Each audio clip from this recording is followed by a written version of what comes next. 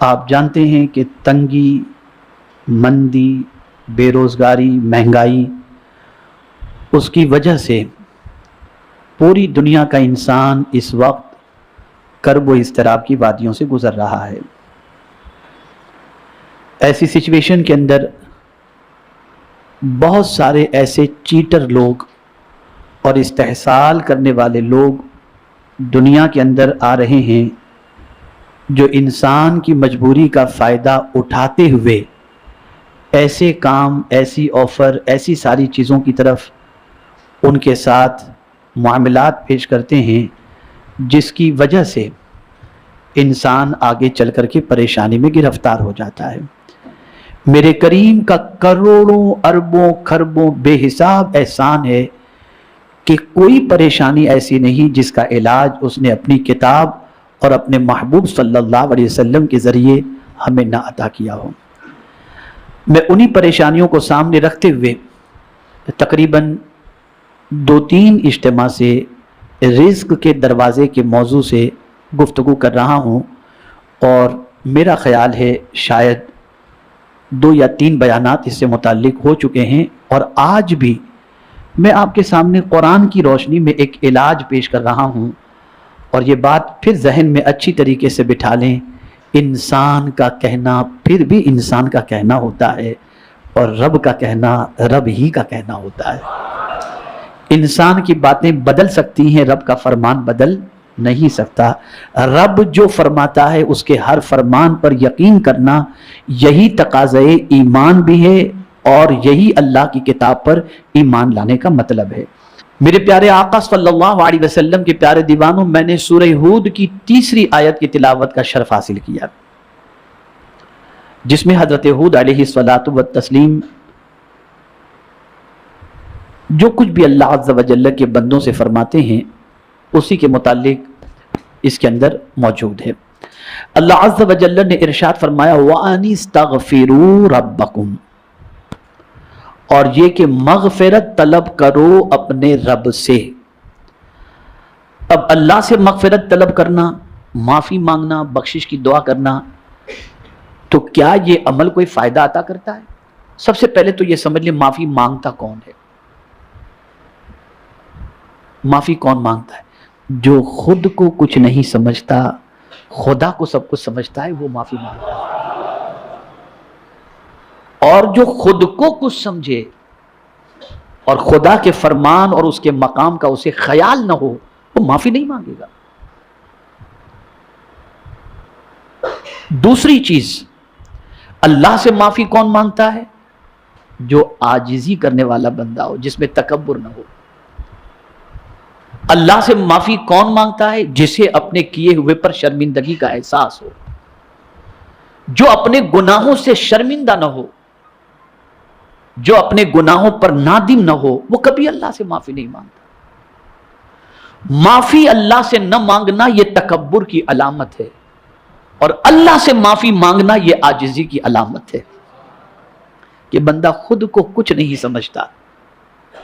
میرے پیارے آقا صلی اللہ تعالی علیہ وسلم کے پیارے دیوانوں، تو اس آیے کریمہ میں معافی مانگنے کا فائدہ بیان کیا جا رہا ہے۔ مال چاہیے نا آپ کو، روزی چاہیے نا، روزی میں تنگی کیوں آتی ہے؟ جب آدمی گناہ کرتا ہے تو رزق میں تنگی آتی ہے، جب آدمی اللہ کی نافرمانی کرتا ہے تو اس کے مال کی برکت ختم ہو جاتی ہے، جب آدمی اللہ کی اطاعت سے روگردانی کرتا ہے تو اس کے مال کے اندر کمی واقع ہو جاتی ہے۔ تو اب پہلے اس گناہ سے معافی مانگ لو۔ اور میرا کریم، میرا رب کتنی عظمت والا اور کتنا مہربان ہے کہ گنہگار جب اللہ سے معافی مانگے تو اللہ گناہ ہی معاف نہیں کرتا، بلکہ معافی مانگنے پر انعام بھی عطا فرماتا ہے۔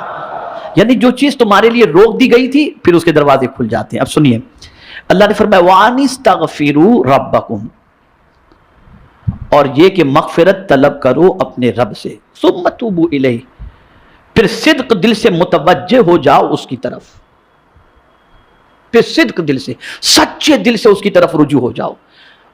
توبہ کس کو کہتے ہیں؟ بڑی پیاری بات ایک عظیم صوفی نے فرمائی، خدا کی قسم دل مچل جاتا ہے ان کی بات جب یاد آتی ہے تو۔ وہ کہتے ہیں توبہ کا مطلب یہ ہوتا ہے کہ پہلے گناہ کر کے تم اللہ کی طرف پیٹھ کیے ہوئے تھے، توبہ کر کے اللہ کی طرف اپنے چہرے کو کر رہے ہو۔ اس کا مطلب ہے توبہ. تو ایک بندہ جو گناہ کر کے اللہ سے دور ہو چکا تھا، اب توبہ کر کے وہ اللہ کی طرف، میرے مولا میں تجھ سے دور ہو چکا تھا، تجھ تیری طرف اب متوجہ ہوتا ہوں. توبہ، استغفار کا بھی حکم، توبہ کا حکم. اب ہم پوچھتے ہیں قرآن سے کہ اے قرآن، اگر ہم استغفار کریں، توبہ کریں تو کیا ملے گا؟ تو حضرت ہود علیہ السلام نے جو اپنی قوم سے فرمایا استغفار اور توبہ کے فائدے کے حوالے سے، جس کو قرآن نے مینشن کیا ہے، قرآن کہتا ہے یمتعکم متاعا حسنا الی اجل مسمی. اللہ فرماتا ہے کہ جب کوئی بندہ اس کی طرف متوجہ ہو جائے، استغفار کر لے، تو اللہ فرماتا ہے وہ لطف اندوز کرے گا تمہیں زندگی کی راحتوں سے. اور کب تک؟ اچھی طرح مقرر میعاد تک، یعنی جتنی تمہاری زندگی ہے اس پوری زندگی تک اگر تم گناہ سے بچتے رہے اور استغفار کرتے رہے اور توبہ کرتے رہے، تو یہ نہیں کہ تمہیں ٹیمپرری اللہ نعمت دے گا اور ایسی نعمت دے گا جس سے تم لطف اٹھاتے رہو اور یہ نعمت تمہاری زندگی کی آخری سانس تک تمہیں ملتی رہے گی، یعنی لمیٹڈ نہیں. متاعا حسنا الی اجل مسمی. اجل کا لفظ موت کے لیے قرآن میں دوسری جگہ پر آیا وَلِكُلِّ أُمَّةٍ أَجَلٌ إِذَا جَاءَ أَجَلُهُمْ لَا يَسْتَأْخِرُونَ سَاعَةً وَلَا يَسْتَقْدِمُونَ. یہ قرآن میں موجود ہے. موت کا وقت مقرر ہے، نہ ایک منٹ پہلے نہ ایک منٹ بعد میں. اب یہاں پروردگار جل جلالہ نے یہ فرما کر واضح کر دیا کہ بندے تو اگر استغفار کرے، مجھ سے معافی مانگ، تو مجھ سے توبہ کر، تو دینے والا تو میں ہی ہوں. روکا بھی میں ہی تھا تیرے گناہ کی وجہ سے، اب جب تم اس سے معافی مانگ رہا ہے تو میں ہی تجھے نعمتوں سے مالا مال کر رہا ہوں. تو ایک یہ آیت کریمہ اللہ عز و جل نے اس آیت کریمہ کے ذریعے استغفار کے حوالے سے ہمیں فرمایا. دوسری جگہ پر بھی اب وہاں واضح لفظوں کے اندر قوم سے حضرت ہود علیہ السلام خطاب فرماتے ہیں. یہ بھی سورہ ہود کی آیت نمبر 52 ہے، جس میں رب قدیر ارشاد فرماتا ہے وَيَا قَوْمِ اسْتَغْفِرُوا رَبَّكُمْ ثُمَّ تُوبُوا إِلَيْهِ يُرْسِلِ السَّمَاءَ عَلَيْكُمْ مِدْرَارًا وَيَزِدْكُمْ قُوَّةً إِلَىٰ قُوَّتِكُمْ وَلَا تَتَوَلَّوْا مُجْرِمِينَ. اللہ عز و جل ارشاد فرماتا ہے کہ حضرت ہود علیہ السلام نے اپنی قوم سے فرمایا اے میری قوم، مغفرت طلب کرو اپنے رب سے، پھر دل و جان سے رجوع کرو اس کی طرف، وہ اتارے گا آسمان سے تم پر موسلا دھار بارش اور بڑھا دے گا تمہیں قوت میں، تمہاری پہلی قوت سے، یعنی پہلے جو تمہاری طاقت تھی نا، اس طاقت کے اندر اضافہ کر کے پہلے سے تمہیں زیادہ طاقتور کر دے گا. اور یاد رکھیں بارش کیوں رکتی ہے؟ گناہوں کی وجہ سے. اسی لیے نماز استسقاء ادا کرنے کے لیے جب جاتے ہیں تو صرف انسان ہی نہیں جاتے، جانوروں کو اور بچوں کو بھی ساتھ لے کر جایا جاتا ہے کہ ان سے تو کوئی گناہ ہوا نہیں، تو ان کے صدقے میں اللہ تعالیٰ باران رحمت کو نازل فرمائے. اور وہاں جا کر کیا پڑھا جاتا ہے؟ استغفار کیا جاتا ہے، اللہ کی بارگاہ میں توبہ کی جاتی. تو یہاں بتایا جا رہا ہے کہ اگر تم اللہ عز و جل کی بارگاہ میں استغفار کرو اور اس کی طرف رجوع کرو تو اللہ تعالیٰ آسمان سے موسلادھار بارش عطا فرمائے گا. تو عرض کر رہا تھا کہ اس کا فائدہ کہ وَيَزِدْكُمْ قُوَّةً إِلَىٰ قُوَّتِكُمْ. ابھی جو تمہارے پاس قوت ہے، طاقت ہے، اللہ تمہاری قوت جو ابھی ہے اس سے بڑھا دے گا. یعنی پتہ چلا استغفار انسان کو کمزور نہیں طاقتور بناتا ہے، تنگی بھی دور کرتا ہے، مصیبتیں بھی دور کرتا ہے. اور استغفار اور توبہ کی بنیاد پر اللہ عز و جل موسلادھار بارش بھی نازل فرماتا ہے اور پروردگار قوت میں اضافہ بھی فرماتا ہے.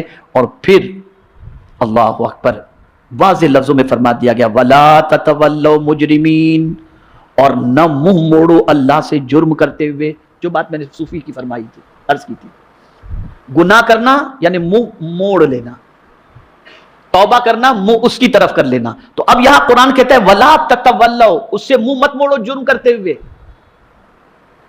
بندہ جرم کرتا ہے مطلب اللہ سے منہ موڑ لیتا ہے، منہ موڑ لیتا ہے. تو قرآن نے اس کے سلسلے میں منع فرمایا.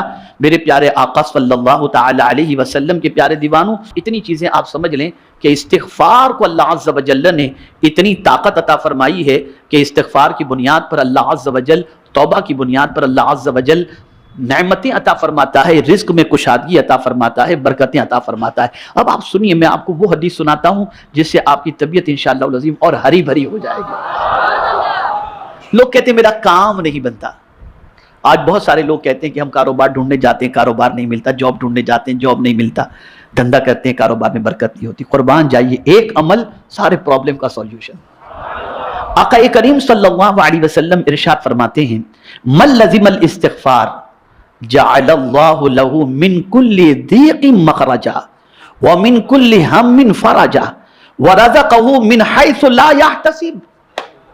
اللہ کے رسول صلی اللہ علیہ وسلم نے ارشاد فرمایا، یہ ابن ماجہ کی حدیث ہے، جس شخص نے استغفار کو اپنی عادت بنا لیا، یہ ملزم ہے نا، عادت بنا لینا، لازم کر لینا اپنے اوپر، جس نے استغفار کو اپنی عادت بنا لیا، اللہ اس کی تمام مشکلوں کو آسان فرما دیتا ہے اور ہر غم سے نجات عطا کرتا ہے اور اس کو بے گمان رزق عطا فرماتا ہے، بے گمان، یعنی آپ کو معلوم بھی نہیں ہوگا کہ یہاں سے کچھ آنا ہے اور آپ کو مل جائے گا، جہاں آپ کا گمان نہیں پہنچتا، استغفار کی برکت سے اللہ تعالیٰ وہاں سے آپ کو روزی عطا فرمائے گا۔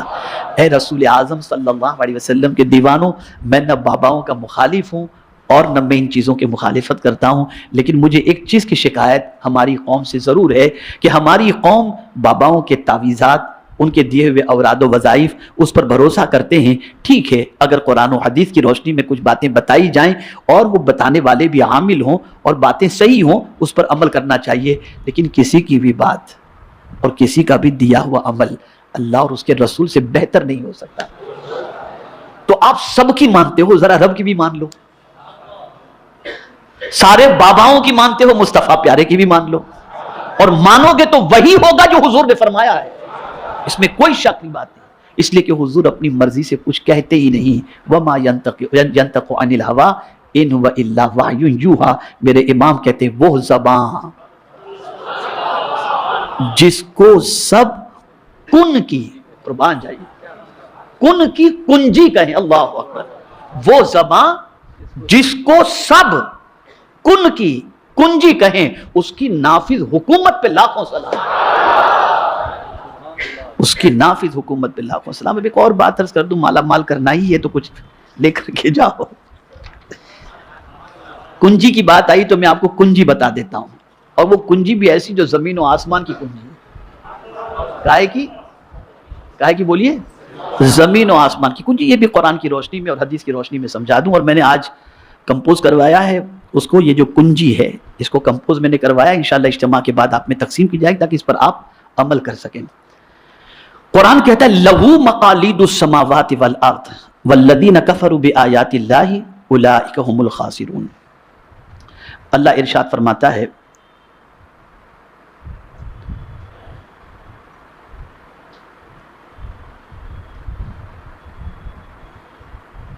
آسمانوں زمین کی کنجیوں کا، وہی مالک ہے آسمانوں اور زمین کی کنجیوں کا، اور جو لوگ انکار کرتے ہیں اللہ کی آیتوں کا وہی لوگ خسارے میں۔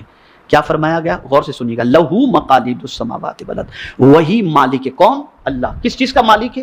آسمانوں زمین کی کنجیوں کا۔ توجہ چاہوں گا، کس کا مالک ہے؟ بولیے، کائے کا کس کا مالک ہے؟ آسمانوں اور زمین کی کنجیوں کا مالک ہے۔ اب یہ قرآن شریف کی آیت، اب اس آیت کی تفسیر، حضرت عبداللہ ابن عمر رضی اللہ تعالی عنہما کی روایت ہے کہ حضرت عثمان غنی رضی اللہ تعالی عنہ نے حضور صلی اللہ علیہ وسلم سے اس آیت کا مفہوم دریافت فرمایا۔ اس آیت کا مفہوم دریافت فرمایا تو حضور صلی اللہ علیہ وسلم نے فرمایا آج تک کسی نے مجھ سے یہ سوال نہیں کیا۔ پھر فرمایا آسمانوں زمین کی کنجیاں یہ کلمات مبارکہ ہیں۔ کون سے کلمات؟ لا الہ الا اللہ واللہ اکبر، سبحان اللہ وبحمدہ، استغفر اللہ ولا حول ولا قوة الا باللہ العلی العظیم، هو الاول والآخر والظاہر والباطن، یحیی ویمیت بیدہ الخیر وہو علی کل شیء قدیر۔ اب کیسے پڑھنا چاہیے؟ تو حضرت علی رضی اللہ تعالیٰ عنہ نے حضور صلی اللہ علیہ وسلم سے مقالید کی تشریح معلوم کی۔ یا رسول اللہ صلی اللہ علیہ وسلم اس کی وضاحت بھی فرما دیں، آپ نے بتا تو دیا کہ یہ کنجیاں ہیں، لیکن تھوڑی سی وضاحت فرما دے تاکہ بات ہو۔ آقا کریم صلی اللہ علیہ وسلم نے فرمایا یہی کلمات 10 مرتبہ صبح اور 10 مرتبہ شام پڑھنے کی مولا علی کو حضور نے ہدایت فرمائی۔ یعنی اگر کوئی بندہ ان کلمات کو صبح 10 مرتبہ شام کو 10 مرتبہ پڑھ لے تو سرکار صلی اللہ علیہ وسلم نے فرمایا یہ آسمانوں اور زمین کے خزانوں کی کنجی ہے۔ تو اے رسول اعظم صلی اللہ علیہ وسلم کے دیوانوں، اس میں بھی لفظ استغفار آیا، استغفر اللہ، معافی مانگنے سے۔ یاد رکھیں میرے پیارے آقا صلی اللہ علیہ وسلم کے پیارے دیوانوں، سرکار صلی اللہ علیہ وسلم معصوم ہیں، لیکن پھر بھی حضور کیا فرماتے ہیں؟ حضرت ابو ہریرہ رضی اللہ تعالیٰ عنہ کی روایت ہے، حضور صلی اللہ علیہ وسلم نے فرمایا واللہ، قسم کھا کر فرمایا واللہ، اللہ کی قسم، انی لاستغفر اللہ واتوب الیہ فی الیوم اکثر من 70 مرہ۔ آقا کریم صلی اللہ علیہ وسلم ارشاد فرماتے، یہ بخاری شریف کی حدیث ہے، بخاری شریف کی حدیث، آقا کریم صلی اللہ علیہ وسلم فرماتے میں اللہ سے دن میں 70 مرتبہ سے زیادہ استغفار کرتا ہوں، 70 مرتبہ سے زیادہ۔ ایک حدیث یاد آ گئی الامن والعلا کی، وہ حدیث آپ کی سماعتوں کے حوالے کر کے گفتگو مکمل کرتا ہوں، اور وہ حدیث یہ ہے الامن والعلا میں آقا کریم صلی اللہ علیہ وسلم کی ایک حدیث اعلیٰ حضرت عظیم البرکت نے نقل فرمائی۔ وہ حدیث کیا ہے؟ رسول اعظم صلی اللہ علیہ وسلم ارشاد فرماتے ہیں جو شخص دن میں 27 مرتبہ، کتنی مرتبہ؟ 27 مرتبہ مومنین اور مومنات کے لیے مغفرت کی دعا کرے، یعنی استغفار کرے، اللہ اسے مستجاب الدعوات بنا دیتا ہے۔ تو استغفار کو لازم پکڑیں، اپنے لیے بھی اللہ سے مغفرت چاہیں، اپنے والدین کے لیے بھی مغفرت چاہیں، اور مومنین و مومنات کے لیے بھی مغفرت چاہیں۔ اور میری گزارش ہے میرے پیارے آقا صلی اللہ علیہ وسلم کے پیارے دیوانوں، اس چیز کو اپنی زندگی کا معمول بنا لیں، اس کی برکتیں انشاءاللہ آپ کو دنیا آخرت دونوں میں نظر آئیں گی۔ آخرت میں اس طریقے سے کہ حضور صلی اللہ علیہ وسلم فرماتے طوبیٰ، سبحان اللہ، کیا ارشاد ہے! جب میں پڑھتا ہوں اور جب اس کے ان الفاظ کی جب لذت کو جاننے کی کوشش کرتا ہوں تو اندر سے دل کی کلی کھل جاتی ہے۔ کیا ارشاد کا انداز ہے! طوبیٰ لمن وجد فی صحیفتہ استغفارا کثیرا۔ سرکار فرماتے خوشخبری ہو اس کے لیے، مبارک ہو اس کو، مبارک ہو اس کو جس کے نام اعمال میں استغفار کی کثرت ہو۔ سوچیا، یہ بہت تفصیل طلب موضوع ہے، لیکن انہی کلمات خیر پر میں اپنی گفتگو کو مکمل کرتا ہوں، اور آپ سے میری پھر مؤدبانہ گزارش ہے، آتے رہو، لاتے رہو، سیکھتے رہو، سکھاتے رہو۔ اللہ مجھے آپ کو سب کو عمل کی توفیق نصیب